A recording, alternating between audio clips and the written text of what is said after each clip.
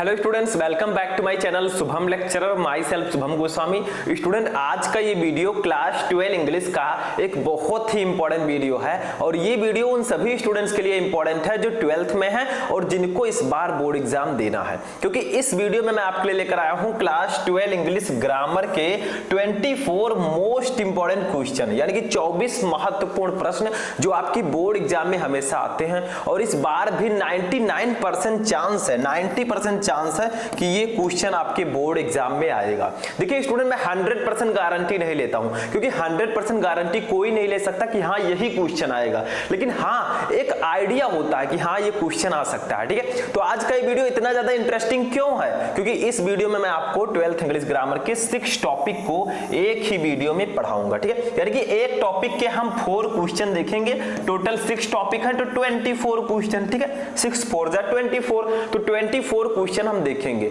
अब बहुत ही इंपॉर्टेंट ये वीडियो है, तो मैं यही कहूंगा कि आप लोग इस वीडियो को शुरू से लेकर लास्ट तक देखिएगा, कॉपी और पेन लेकर बैठिएगा, पानी वानी साथ में ले लीजिएगा ताकि नींद ना लगे। ठीक है, क्योंकि बहुत ही ज्यादा इंपॉर्टेंट आज का ये वीडियो है, क्योंकि अभी अगर आप नहीं जागेंगे तो आप अच्छा मार्क नहीं ला पाएंगे। और आप सभी को पता है कि इंग्लिश और हिंदी एक ऐसा सब्जेक्ट होता है जिसमें आप 100 में 95 प्लस ला सकते हैं, स्कोर कर सकते हैं। ठीक है, लेकिन इसके लिए आपको पढ़ना तो पड़ेगा ही, बिना पढ़े कुछ होगा नहीं। ठीक है, तो चलिए स्टार्ट करते हैं। वीडियो को लाइक कर दीजिएगा, चैनल पर नए चैनल को सब्सक्राइब कर लीजिएगा ताकि सभी वीडियो आपको टाइम से मिलते रहें। सबसे पहला क्वेश्चन देखते हैं। फर्स्ट वन इज, जो फर्स्ट क्वेश्चन है फर्स्ट टॉपिक से है, ठीक है, जिसका नाम है डायरेक्ट एंड इनडायरेक्ट नरेशन। इसमें हमें करना क्या है, डायरेक्ट स्पीच को इनडायरेक्ट में कन्वर्ट करना है। देखिए हम 6 टॉपिक को देखेंगे। सबसे पहला topic direct and indirect narration होगा, फिर synthesis, transformation, antonym, synonym, one word substitution सभी को पढ़ेंगे। ठीक है, लेकिन पहला टॉपिक है डायरेक्ट एंड इनडायरेक्ट नरेशन, जिसके 4 क्वेश्चन हम पढ़ेंगे। ठीक है, जो अलग अलग प्रकार के होंगे। चारों क्वेश्चन बहुत ज्यादा इंपॉर्टेंट है, तो नोट करते हुए आप चलिएगा। ठीक है, देखिए फर्स्ट क्वेश्चन क्या है, ध्यान दीजिएगा।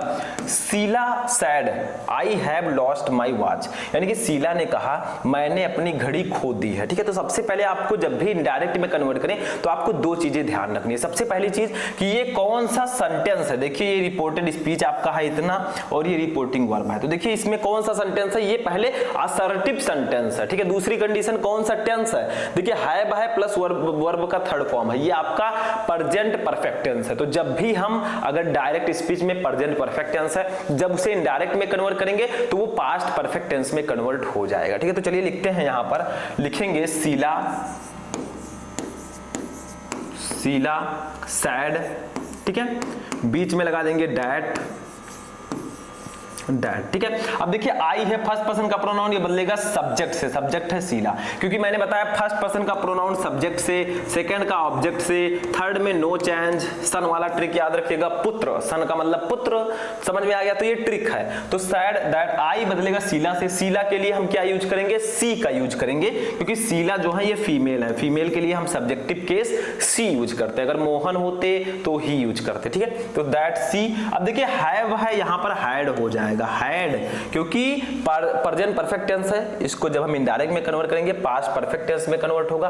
पास्ट परफेक्ट टेंस में हम हैड का यूज करते हैं प्लस वर्ब का थर्ड फॉर्म। ठीक है, लॉस्ट। अब देखिए ये माई है, माई बदलेगा किससे, शीला से, तो माई फर्स्ट पर्सन का प्रोनाउन बदलेगा शीला से, शीला के लिए हम अपने की अंग्रेजी लिखेंगे हर। ठीक है, हर वॉच।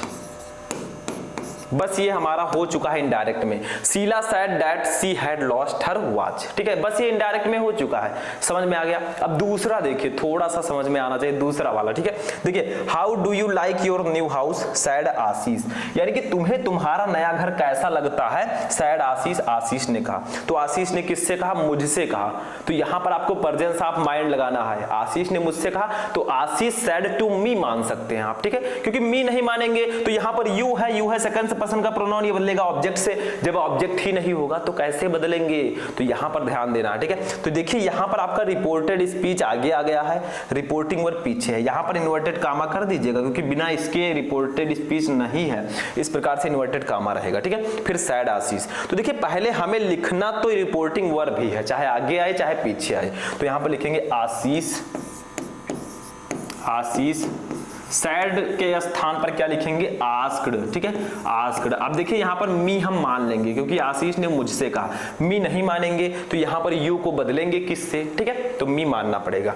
अब देखिए यहाँ पर जो आपका क्वेश्चन वर्ड है वो हाउ आ गया आगे, तो अगर क्वेश्चन वर्ड आता है तो इंट्रोगेटिव में रूल है कि डायरेक्टली हम क्वेश्चन वर्ड को ही लिख देते हैं, तो यहाँ पर लिखेंगे हाउ, ठीक है, हाउ। अब देखिए ये है यू, यू बदलेगा, ये सेकंड पर्सन का प्रोनाउन बदलेगा, ऑब्जेक्ट से ऑब्जेक्ट है मी, मी के लिए हम यूज करेंगे आई, ठीक है। अब देखिए जो आपका पास्ट इंडेफिनिट टेंस होता है इसमें हम वर्ब का सेकंड फॉर्म यूज करते हैं पॉजिटिव सेंटेंस में, ठीक है, तो आई, लाइक का सेकंड फॉर्म हो जाएगा लाइक्ड, ठीक है। अब देखिए योर, योर बदलेगा, ये सेकंड पर्सन का प्रोनाउन बदलेगा, मी से, मी के लिए हम अपने लिखेंगे माई, ठीक है, माई न्यू हाउस, ठीक है, माई न्यू हाउस। अब ये आपका सही है। देखिए Ashish asked me how I liked my new house, तो यहां पर थोड़ा दिमाग लगाना है क्योंकि जो बहुत ज्यादा कमजोर बच्चे हैं इसको अच्छे से नहीं समझ पाएंगे एक बार में, ठीक है, तो थोड़ा दिमाग लगाना पड़ेगा आपको। जो रूल्स पढ़े हैं उनको तो पहले ही समझ में आ गया होगा मेरे बताने से पहले ही, ठीक है, तो इसको नोट कर लीजिए। चलिए सेकंड थर्ड देखते हैं क्या है, थर्ड क्वेश्चन, ठीक है। देखिए they did not treat me Fairlie I sad, यानी कि they did not treat me Fairlie, उन्होंने मेरे साथ अच्छा व्यवहार नहीं किया, आई सैड मैंने कहा, ठीक है, तो मैंने कहा उन्होंने मेरे साथ अच्छा व्यवहार नहीं किया। अब देखिए यहां पर आई सैड को हम आगे कर देंगे आई सैड, ठीक है, बीच में लगा देंगे डैट, दैट। अब देखिए दे है तो दे का आपका दे ही रहेगा, ठीक है, अगर बी होता तो हम दे में बदल देते, तो दे आपका दे ही रहता है, दे, ठीक है। अब देखिए यहां पर कौन सा टेंस है, ये आपका है पास्ट इंडेफिनिट टेंस। देखिए डिड लगा है क्योंकि पास्ट इंडेफिनिट टेंस का जो नेगेटिव होता है उसमें डिड और नॉट का ही हम यूज करते हैं, ठीक है। लेकिन जब इसे इनडायरेक्ट में कन्वर्ट करेंगे तो ये पास्ट परफेक्ट टेंस में कन्वर्ट होगा। पास्ट परफेक्ट टेंस में हम हैड का यूज करते हैं, दे हैड नॉट ट्रीट, ठीक है। अब मी है सेकेंड पर्सन का, सॉरी फर्स्ट पर्सन का प्रोनाउन, ये किससे बदलेगा इसको ध्यान देना है, ठीक है, तो मी आपका मी ही रहेगा क्योंकि ऑब्जेक्ट नहीं है, ठीक है, मी फेयरली, फेयरली। तो देखिए आई sad that they had not treat me Fairlie, इसमें आपको कुछ करना ही नहीं है। देखिए ट्रीट का थर्ड फॉर्म लगा दीजिएगा, देखिए यहां पर सॉरी थोड़ा सा रॉन्ग है, ठीक है, तो ट्रीट का थर्ड फॉर्म लगाएंगे क्योंकि ये कौन सा टेंस है, ये आपका है पास्ट परफेक्ट टेंस, तो ट्रीट का थर्ड फॉर्म होगा ट्रीटेड, ठीक है, मी फेयरली, ठीक है, ये आपका हो गया, समझ में आ गया, क्योंकि ये आपका पास्ट परफेक्ट टेंस है, इसके साथ हम वर्ब का थर्ड फॉर्म लगाएंगे, ये आपको ध्यान रखना है, ठीक है। तो यहां पर कुछ नहीं करना हमें, आई सैड दैट, ठीक है, they had not treated me Fairlie, बस हो गया हमारा, इसमें कुछ करना ही नहीं था, ठीक है। ऐसे चौथा देखिए क्या है, देखिए इसको समझना पड़ेगा आपको, ठीक है। देखिए क्या है, द बॉस सैड, बॉस ने कहा, आर द मैन रेडी, क्या मैन तैयार हैं, क्या आदमी तैयार हैं, ठीक है, या क्या पुरुष तैयार हैं। तो द बॉस सैड, बॉस ने कहा, आर द मैन रेडी, क्या पुरुष तैयार हैं। तो देखिए यहां पर क्या करेंगे, यहां पर ये आपका कौन सा टेंस है, देखिए आर द मैन रेडी, तो यहां पर आपको कुछ करना ही नहीं है, ठीक है, ये इज आरएम है, इज आरएम है, तो आज भी में कर देंगे कन्वर्ट, तो लिखेंगे द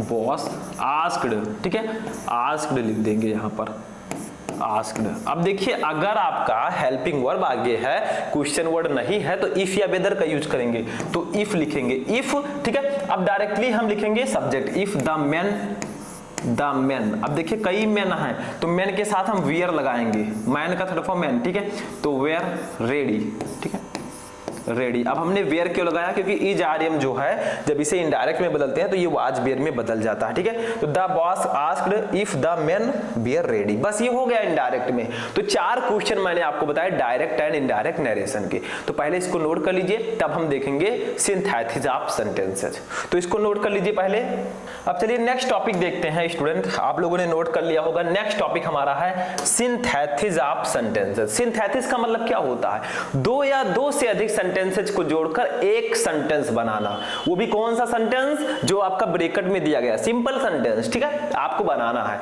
लेकिन मीनिंग नहीं बदलना चाहिए। कंडीशन ये है कि आप दो या दो से अधिक सेंटेंस को जोड़कर एक सेंटेंस बनाएं, बट मीनिंग उनका नहीं बदलना चाहिए, सेम मीनिंग रहना चाहिए। जैसे देखिए, great people serve their country, यानी कि महान लोग अपने देश की सेवा करते हैं, देयर सर्विस इज सेल्फलेस, उनकी सेवा निस्वार्थ होती है, ठीक है, यानी कि वो निस्वार्थ रूप से अपनी सेवा करते हैं अपने देश की, ठीक है। इसको आपको बदलना है सिंपल सेंटेंस में। कैसे बदलेंगे, देखिए यहां पर दो सेंटेंस है, एक यहां पर फिनिश हुआ, एक यहां पर फिनिश हुआ, ठीक है। तो कैसे इसको कन्वर्ट करेंगे, इसको देखिए ध्यान से। लिखेंगे हम इस प्रकार से, ग्रेट पीपल, ग्रेट पीपल सर्व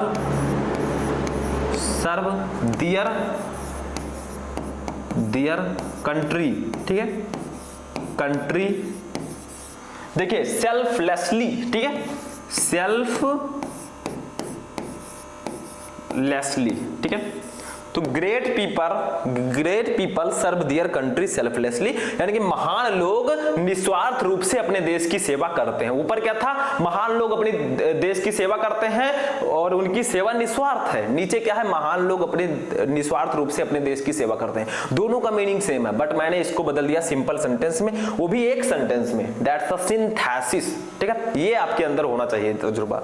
नेक्स्ट देखिए क्या है, नेक्स्ट क्वेश्चन यहां पर हम सॉल्व कर लेते हैं, ठीक है। द वेदर वाज फाइन, यानी कि मौसम अच्छा था, बी एंजॉयड द वॉक, हमने सैर का आनंद लिया, ठीक है। तो यहां पर आपसे कहा जा रहा है कि द वेदर वाज फाइन, मौसम अच्छा था, बी एंजॉयड द वॉक, हमने सैर का आनंद लिया। इसको आपको बदलना सिंपल सेंटेंस में, इसको भी जोड़कर सिंपल सेंटेंस में बदल देना। तो लिखेंगे हम लोग, the weather being fine, the weather, थोड़ा नीचे है आप लोग ध्यान दीजिएगा, बीइंग फाइन, वी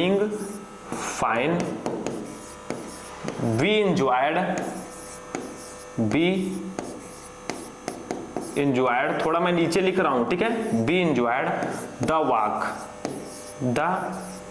वॉक, ठीक है। तो देखिए क्या है, यहां पर था कि द वेदर वाज फाइन, मौसम अच्छा था, बी एंजॉयड द वॉक, हमने सैर का आनंद लिया। नीचे क्या है, the weather being fine, we enjoyed the walk, यानी कि मौसम अच्छा होने के कारण हमने सैर का आनंद लिया। सिंपल सा है और सिंपल में हमने बदल भी दिया, ठीक है। तो ऐसे ही आपको सिंपल सेंटेंस में बदलना होता है, ठीक है। तो द वेदर बीइंग फाइन, मौसम अच्छा होने पर या मौसम अच्छा होने के कारण, बी एंजॉयड द वॉक, हमने सैर का आनंद लिया, सिंपल सा है। तो इसको दोनों को नोट कर लीजिए, तब हम नेक्स्ट क्वेश्चन देखेंगे। नोट कर लीजिए जल्दी से। चलिए नेक्स्ट क्वेश्चन देखते हैं क्या है। देखिए नेक्स्ट क्वेश्चन हमारा है, your father will soon recover, यानी कि तुम्हारे पिताजी शीघ्र ठीक होंगे, ठीक है। बी होप सो, हम ऐसी आशा करते हैं, यानी कि तुम्हारे पिताजी जल्दी ठीक होंगे, हम ऐसी आशा करते हैं। इसको आपको बदलना है कॉम्प्लेक्स सेंटेंस में। कैसे बदलेंगे, ठीक है, बहुत ही ज्यादा इंपॉर्टेंट है। तो यहां पर लिखेंगे, देखिए क्या है, your father will soon recover, तुम्हारे पिताजी जल्दी ठीक होंगे, बी होप सो, हम ऐसी आशा करते हैं, ठीक है। तो लिखेंगे we hope that, we hope that लगा देंगे बीच में, योर फादर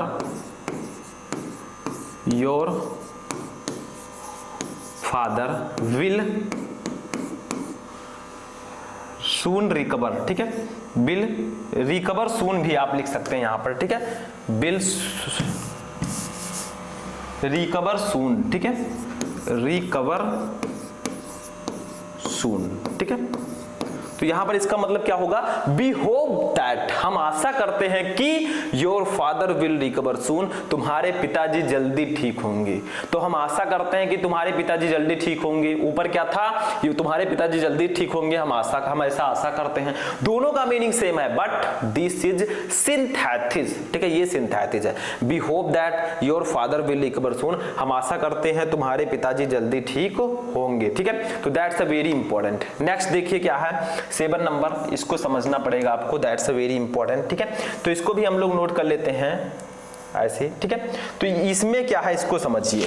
देखिए थोड़ा सा इसमें तीन सेंटेंस है। देखिए, बाबर डिफीटेड लोदी, बाबर ने लोदी को हराया, ठीक है। बाबर वाज ये तुर्क, बाबर एक तुर्क था।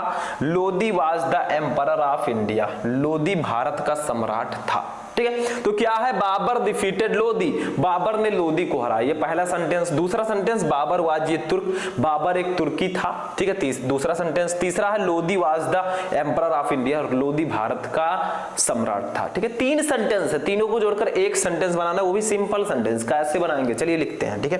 तो लिखेंगे बाबर, बाबर, अभी बाबर कौन था, इसकी विशेषता लिखेंगे, ए तुर्क, ए टर्क, ठीक है, बाबर ए तुर्क, ठीक है। Defeated Lodi, defeated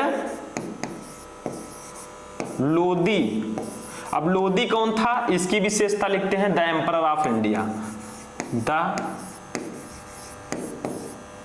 emperor of India, ठीक है। तो कैसे लिख दिया मैंने, कॉमा लगाकर काम कर दिया। देखिए बाबर, बाबर ए तुर्क, एक तुर्की, डिफीटेड लोदी, उसने लोदी को हराया, लोदी कौन था, द एम्परर ऑफ इंडिया यानी कि भारत का सम्राट, ठीक है।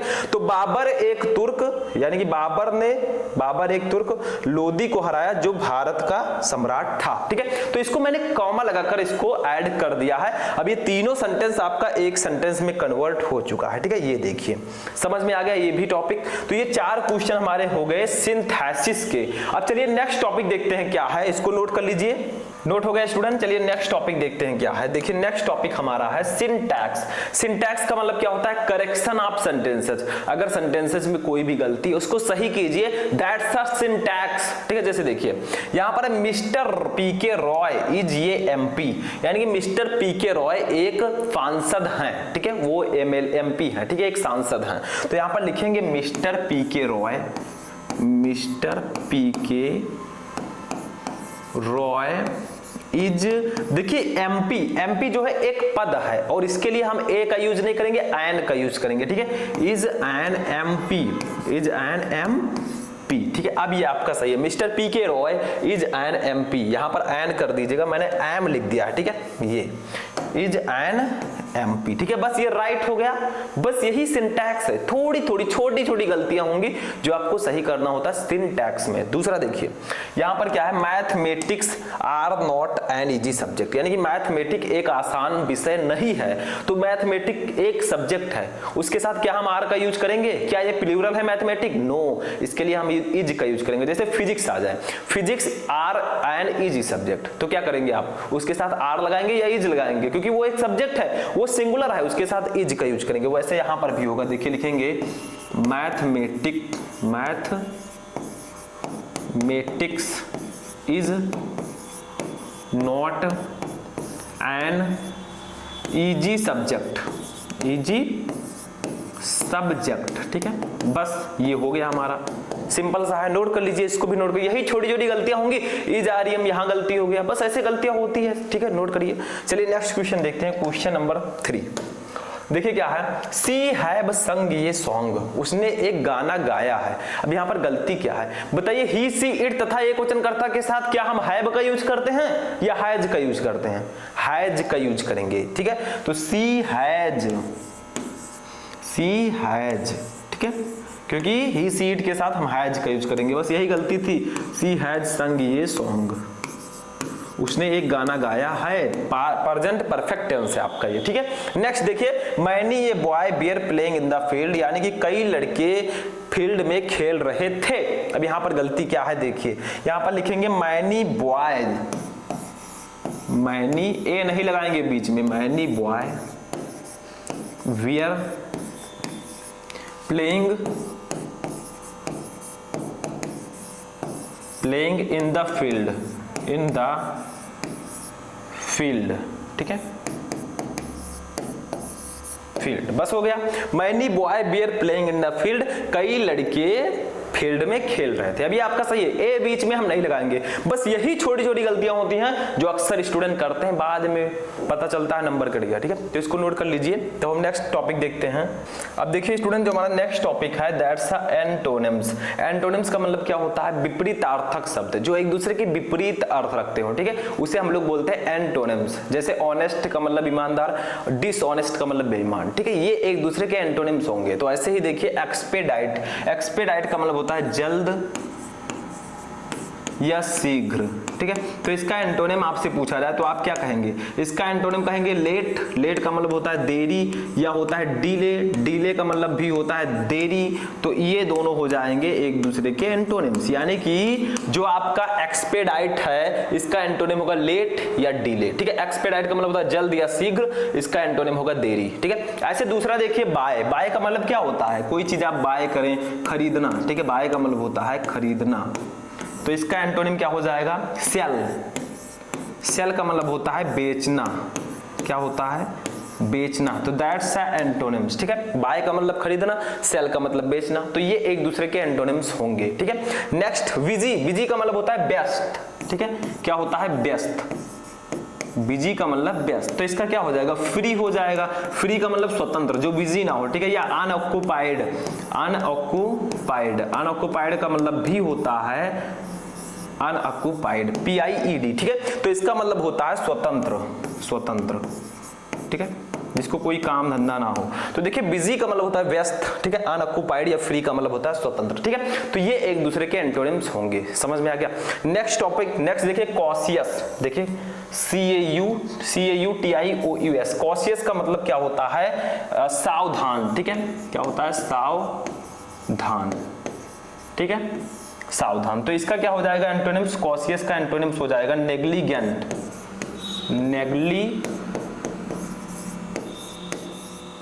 नेग्लिजेंट, नेग्लिजेंट का मतलब होता है असावधान, ठीक है, असावधान या लापरवाह, असावधान, ठीक है। तो दैट्स द एंटोनिम्स, ठीक है। तो देखिए यहाँ पर एक्सपेडाइट का मतलब होगा जल्द या शीघ्र, इसका एंटोनिम होगा लेट या डिले, इसका मतलब देरी, ठीक है। बाय का मतलब होगा खरीदना, सेल का मतलब बेचना। तीसरा है बिजी, बिजी का मतलब व्यस्त, फ्री या अनऑक्युपाइड का मतलब स्वतंत्र, ठीक है। कॉशियस का मतलब सावधान, नेग्लिजेंट या नेग्लिजेंट का मतलब होगा असावधान। तो दैट्स द एंटोनिम्स, ठीक है, विथ ईच अदर। तो इसको नोट कर लीजिए, that's a very important topic, very important question for your board exam, ठीक है। तो नोट करिए चौथा। चलिए नेक्स्ट क्वेश्चन देखते हैं, नेक्स्ट टॉपिक। देखिए स्टूडेंट हमारा जो नेक्स्ट टॉपिक है दैट्स अ सिनोनिम्स। सिनोनिम्स का मतलब तो आपको पता ही है, सिनोनिम्स का मतलब होता है समानार्थी शब्द जो समान अर्थ रखते हो, ठीक है। जैसे अभी हमने देखा एंटोनिम्स वो विपरीत अर्थक शब्द थे, एक दूसरे के विपरीत अर्थ रखते थे, लेकिन अब आता है सिनोनिम्स जो समानार्थी शब्द होते हैं, जो समान अर्थ रखते हैं। That's a very important synonyms, ठीक है। तो देखिए फर्स्ट है प्रिवेंट, प्रिवेंट का मतलब होता है रोकना, प्रिवेंट का मतलब क्या होता है रोकना। तो देखिए इसका एंटोनिम सिनोनिम्स क्या हो जाएगा स्टॉप, स्टॉप का मतलब भी होता है रोकना, या चेक, ठीक है, इसका मतलब भी होता है रोकना, ठीक है। तो ये हो जाएगा एक दूसरे का सिनोनिम्स, क्योंकि इनके अर्थ समान है, वर्ड भले ही अलग अलग हो बट इनके मीनिंग सेम है, दैट्स अ सिनोनिम्स, ठीक है। नेक्स्ट क्वेश्चन नॉटी, नॉटी का मतलब तो सभी को पता है क्या होता है शरारती, शरारती, ठीक है। तो इसका एंटोनिम क्या हो जाएगा बताइए, इसका एंटोनिम हो जाएगा मिसचीवियस, मिसचीवियस, ठीक है। या आप लिख सकते हैं प्लेफुल, प्लेफुल, ठीक है, प्लेफुल भी लिख सकते हैं, इसका मतलब भी होता है शरारती, ठीक है। तो नॉटी का मतलब शरारती होता है, इसका सिनोनिम्स होगा मिसचीवियस या प्लेफुल, इसका मतलब भी होता है शरारती, ठीक है। नेक्स्ट तीसरा ऑब्सीन, ऑब्सीन का मतलब होता है अश्लील, ठीक है, जो देखने में, जो सीन करने के योग्य ना हो, अश्लील, ठीक है। तो इसका एंटोनिम्स क्या हो जाएगा देखिए, इसका एंटोनिम हो जाएगा इंडिसेंट, इनडिसेंट, ठीक है। या आप लिख सकते हैं इमोर्टल, इमोर्टल, ठीक है, इसका मतलब भी होता है वही अश्लील, ठीक है।